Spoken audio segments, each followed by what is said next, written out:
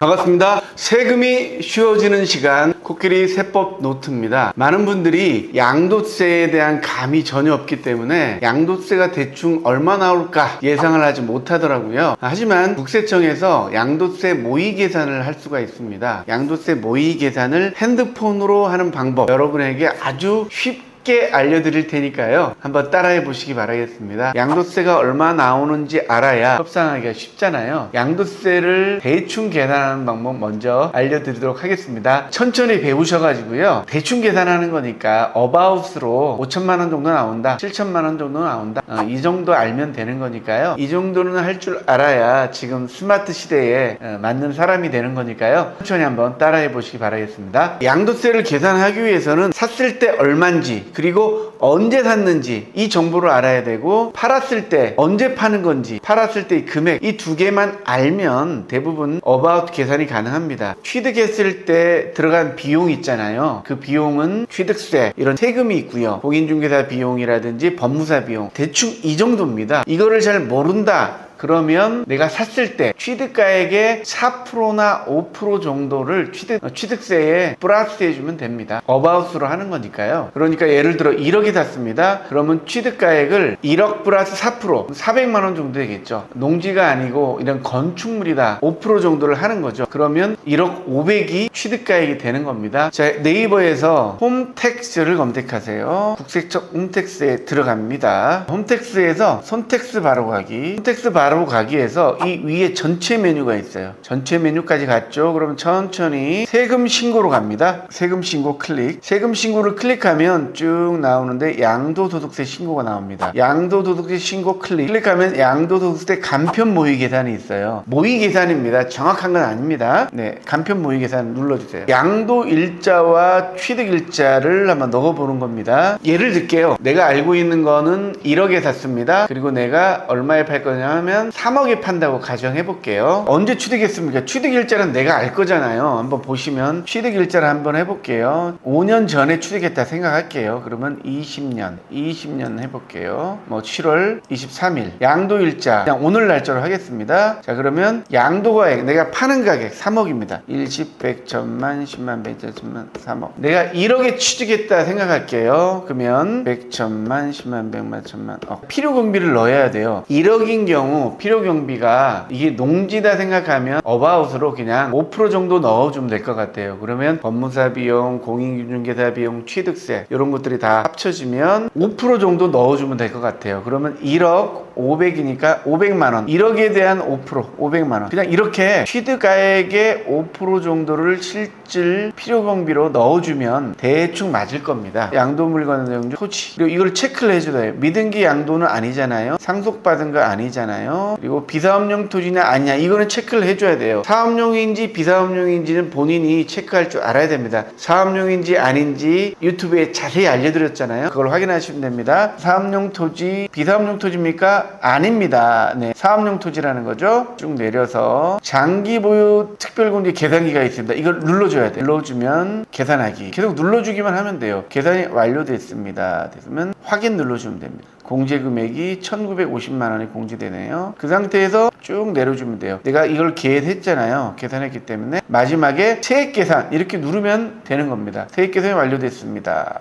자, 됐습니다. 그러면 3억에 사서 1억에 팔았을 경우에 필요경비 나오고요, 양도 차익이 나오고 장기 보유 공제까지 하면 드디어 과세표준, 과표가 나온 데에서 세율을 곱해 주는 거예요. 그럼 과세표준에다가 1억 7,300만 원이 남았으니까 38%의 세금을 낸다. 산출세액은 38%에서 누진 공제액을 빼준 겁니다. 그래서 4,580만 원이 어바웃으로, 내가 1억에 사서 3억에 팔았을 경우에 5년 정도 내가 보유하고 있으면 4,580만 원 정도 세금이 나오는구나, 이렇게 대충 계산할 수가 있는 겁니다. 굉장히 쉽습니다. 그러니까 이렇게 한번 해보시기 바라겠습니다. 양도세 대충 계산하는 방법, 홈택스로 하는 방법 알려드렸습니다. 결국은 양도세는 문제는 내가 얼마에 사서 얼마에 팔았는데 세율에 대해서 잘 모르니까 헷갈리는 거예요. 국세청에서 자동으로 계산해 줍니다. 취득가액에서 5%나 6% 정도를 필요 경비로 넣어 가지고 어바웃으로 계산해 보면 됩니다. 근데 여기서 중요한 게 사업용이냐 비사업용 토지나 따졌을 때 이 부분을 체크해 주셔야 되고요. 장기 보유 공제 누르셔야 돼요. 그리고 만약에 내가 8년 자경 감면을 받는 경우에는 그 나온 세액에서 1억을 공제하면 되는 겁니다. 8년 자경하신 분들은 1억을 공제하면 되는 거거든요. 그러면